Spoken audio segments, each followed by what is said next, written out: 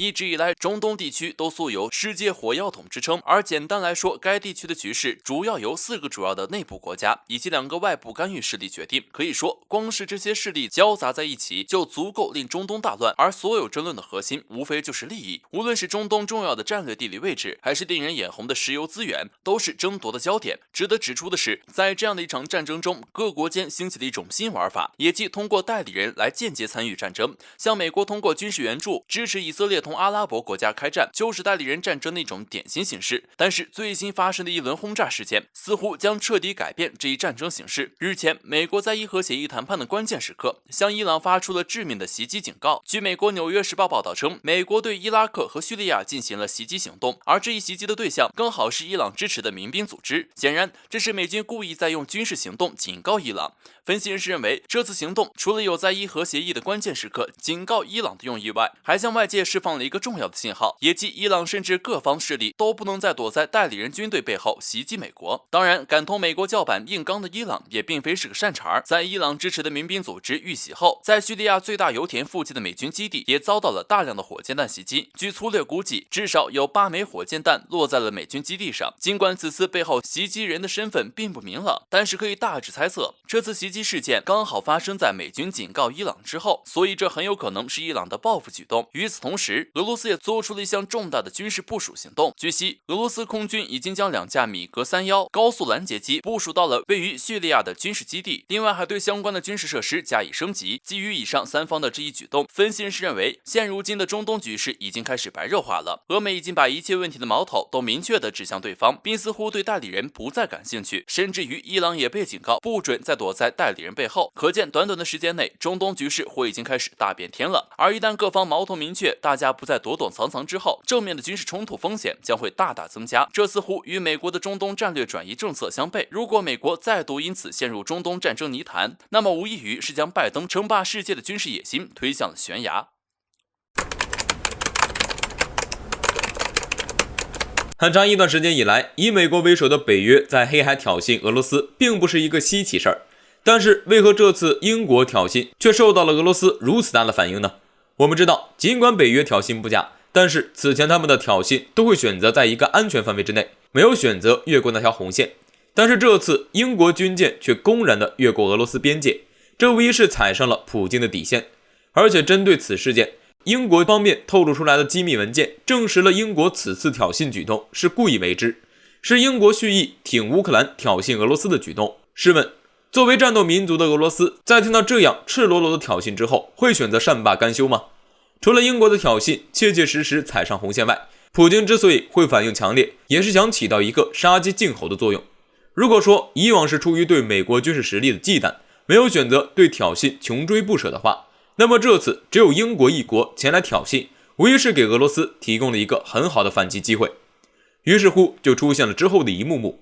除了有当时实弹驱逐英国军舰外，又在英国航母战斗群进入地中海海域之际，在同一海域演练击退假想敌行动。显然，如果用巧合解释的话，就太过牵强了，基本可以认定这是俄罗斯故意针对。随后俄罗斯国防部发布的声明也明显可以看出针对英国的意味，其强调这次重点是演练打击假想敌在航母上起飞的战斗机、直升机等，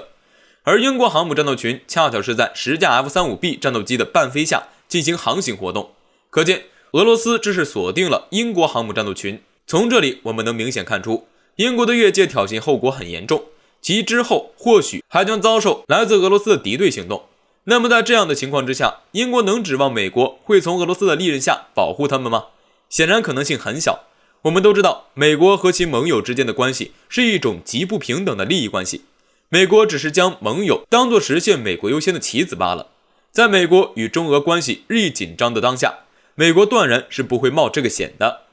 更为重要的是，从某种程度上来说，俄罗斯这次锁定英国航母战斗群，也是连同中国的那一份气也一起出了。因为英国航母战斗群的最终目的是来到印太地区挑衅中国，不知道在俄罗斯这样的强势针对下，英国还有勇气再来到印太挑衅吗？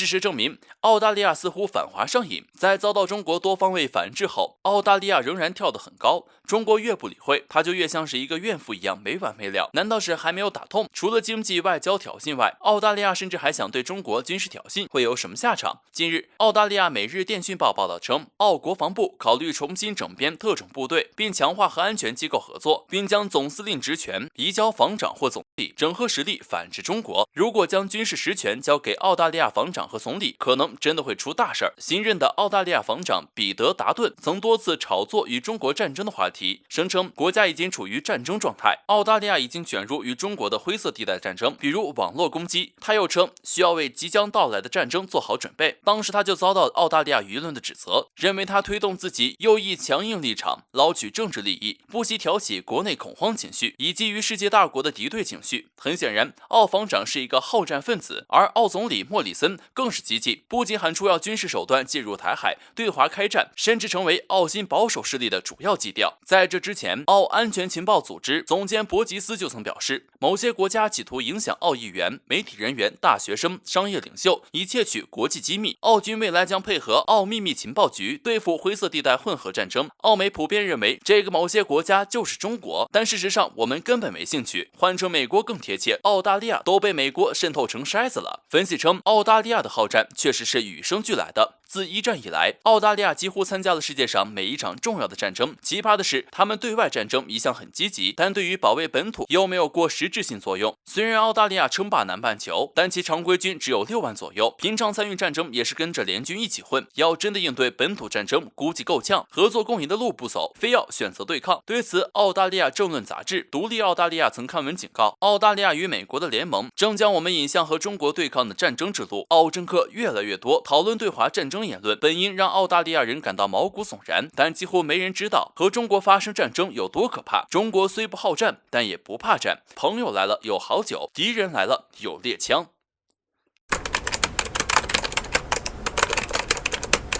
据环球网报道，由美国发起的30多国参与的黑海海上威风多国联合军事演习已经于28号正式拉开帷幕了。据悉，此次黑海多国军事演习将持续到7月10号。虽然此次演习联合了30多个国家向俄罗斯展示力量，但从目前来看，效果不是很明显。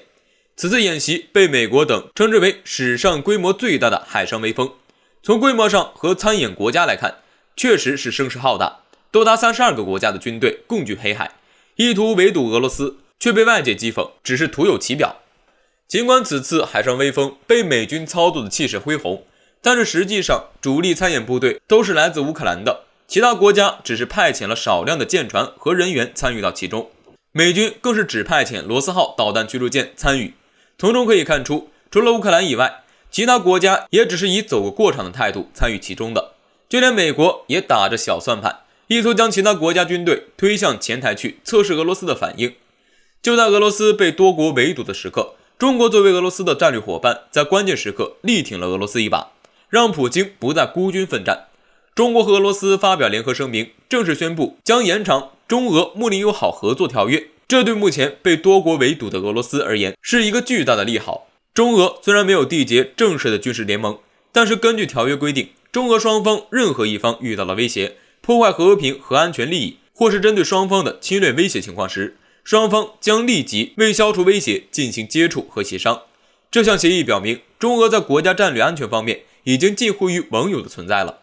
中俄在关键时刻公布重磅消息，也是在向美国发出重要信号，表明中俄双方不会对美国的国际霸权主义屈服，中俄牢固的关系也不会因为美国的挑拨而变得疏远。中俄两国都是大国，在维护世界和平与稳定方面有着共同的立场。中俄合作对于美国的全球霸权有着极大的限制作用。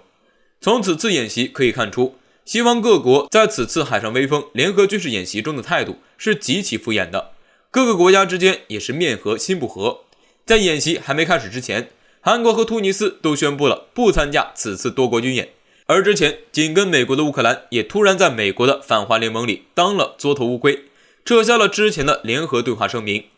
有分析人士认为，此次军演30多国的态度暴露出美国等西方国家在对俄与对华态度有着巨大的分歧。碍于美国的面子，各国不得不参加此次军演，但是又害怕面对强大的俄罗斯，毕竟美国在经历了英国军舰被俄实弹驱逐事件之后，也只派了一艘军舰过来意思意思，意图把其他国家推向前台，承受来自俄罗斯的怒火。各参演国一看，这是在拿我们当炮灰啊，果断选择敷衍了事。各国没想到的是，就在军演刚开始的时候，中俄却宣布了重磅消息，这更加让西方各国摇摆不定了。总之，虽然这次海上微风开始的时候风很大，就是不知道结束的时候还有没有风了。